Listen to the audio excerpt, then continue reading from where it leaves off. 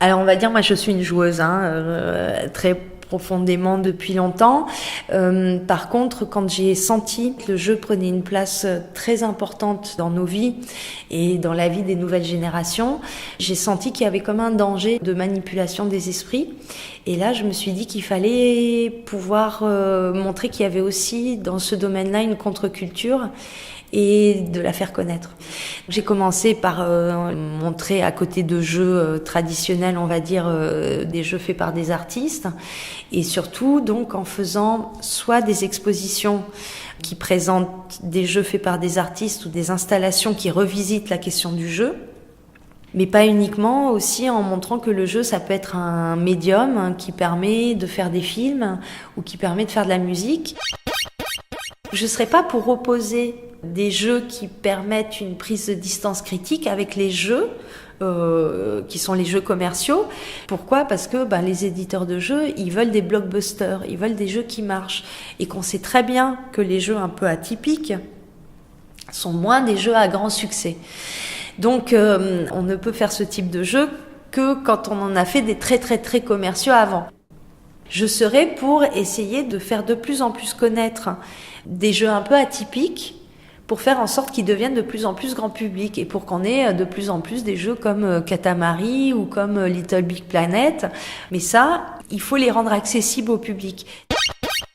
Les machinimas, ça vient un peu de l'idée de pirater un jeu ou en tous les cas de le détourner pour en faire quelque chose d'autre, puisque si on prend la licence d'utilisation finale d'un jeu, le seul droit qu'on a avec un jeu, c'est de jouer.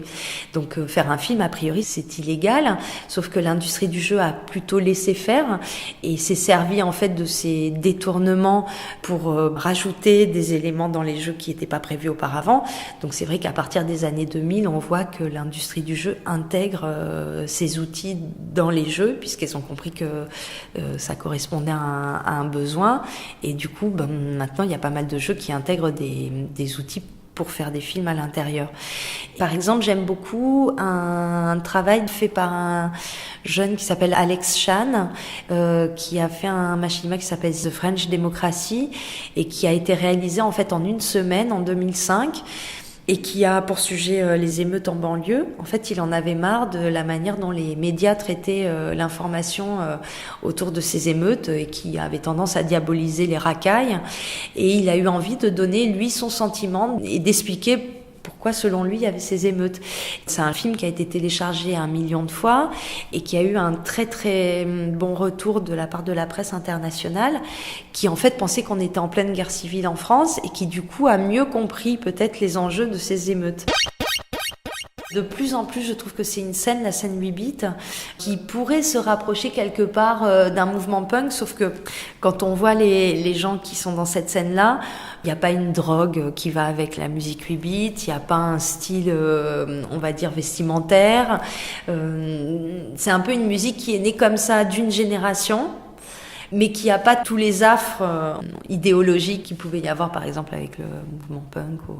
Finalement, ça donne une réponse un peu punk ou un peu roots, on va dire, à un monde qui est devenu fortement technologique, où la tendance, par exemple, est dans l'hyper-réalisme, que ce soit dans les jeux ou au cinéma, avec la 3D. Et donc, c'est un petit peu comme si on voulait revenir à quelque chose qui serait un peu moins propre et un peu moins lissé, avec quelque chose de plus vrai.